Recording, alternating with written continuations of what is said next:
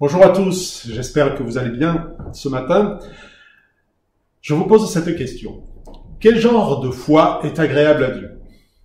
Imaginez-vous expliquer à un pygmée qui n'a jamais été en contact avec la moindre civilisation que l'air est constellé d'ondes radio. Elles nous permettent, entre autres, de téléphoner, de regarder la télévision en 5G ou bien de connaître notre position à 2 mètres près grâce à un satellite. Comment allez-vous lui expliquer ce que d'une part il ne peut voir et d'autre part il ne peut jamais, n'a jamais pu expérimenter? Il faudrait déjà lui expliquer ce qu'est un satellite. Voyons, une maison dans les nuages qui envoie des ondes, qui envoie des esprits qui parlent dans une boîte qu'on appellerait téléphone, et que cette boîte peut aussi dire à toute la Terre où vous habitez. Bon courage. Au regard des réalités du royaume des cieux, nous sommes tous des pygmées qui ne sont jamais sortis de leur forêt. L'homme naturel est incapable de voir les réalités spirituelles et d'en faire l'expérience. Mais est-ce que cela suffit pour conclure qu'elles n'existent pas? Non, cela veut juste dire qu'il ne suffit pas, que nos 5 sens ne suffisent pas pour appréhender ces réalités spirituelles. Pour en faire l'expérience, il faut un 6e sens, et ce 6e sens, c'est la foi. La foi est l'assurance des choses que l'on espère, la démonstration de celles qu'on ne voit pas. Avons-nous déjà vu dans les versets 1 et 2. Celui qui a cette foi a cette assurance, et même, je dirais, cette expérience des choses qu'on ne voit pas, il croit à l'invisible. Aujourd'hui, nous lisons dans les versets 5 et 6 le texte suivant. Par la foi, Enoch a été enlevé auprès de Dieu pour échapper à la mort, et on ne le trouva plus parce que Dieu l'avait enlevé. En effet, avant de nous parler de son enlèvement, l'Écriture lui rend ce témoignage: il était agréable à Dieu. Or, sans la foi, il est impossible de lui être agréable, car celui qui s'approche de Dieu doit croire qu'il existe et qu'il récompense ceux qui se tournent vers lui. Jusque-là, le texte pour aujourd'hui. Alors, qui est Enoch? Beaucoup de commentaires ont été écrits à son sujet, mais si nous nous en tenons à la Bible, nous n'en savons pas grand-chose, si ce n'est qu'il est le père de Mathusalem et l'arrière-grand-père de Noé. Ça remonte tout cela. Seulement 2 lignes lui sont consacrées, mais il connut un destin exceptionnel.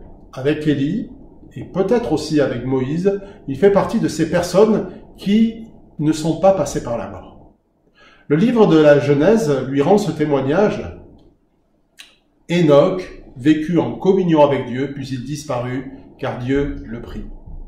Chapitre 5, verset 24. Pourquoi l'auteur de l'Épître aux Hébreux évoque-t-il Enoch, dont on sait finalement si peu? Peut-être tout simplement pour nous éveiller à plusieurs réalités concernant la foi.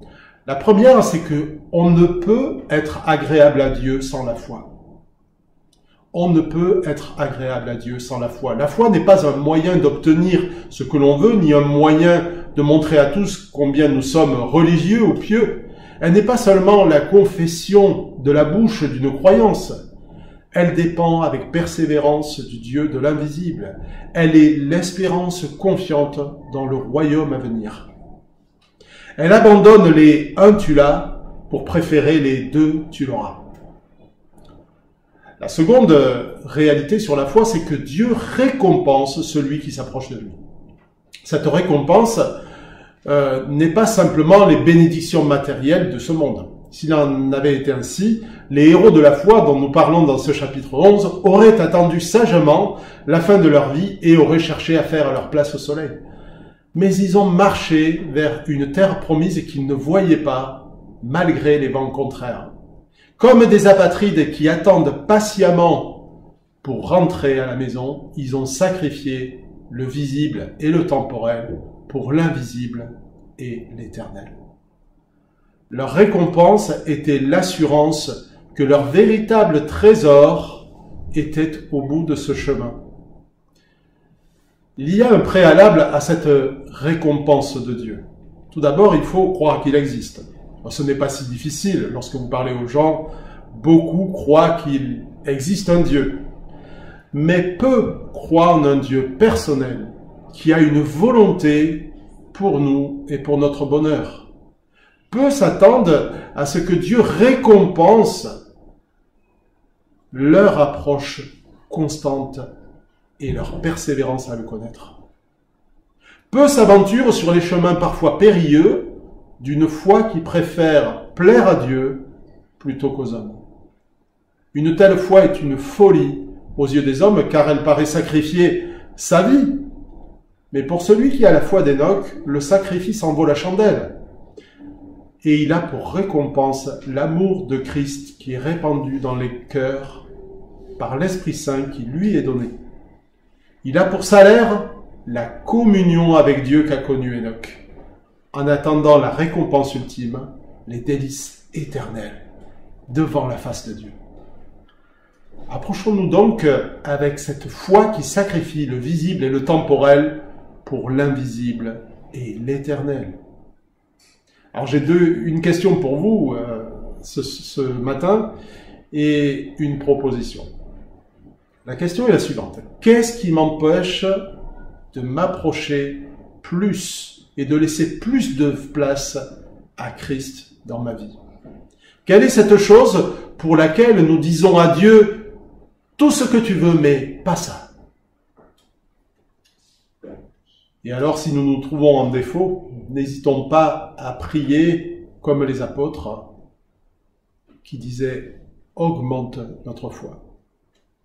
Je vous souhaite une bonne journée dans une grâce renouvelée de la part du Seigneur.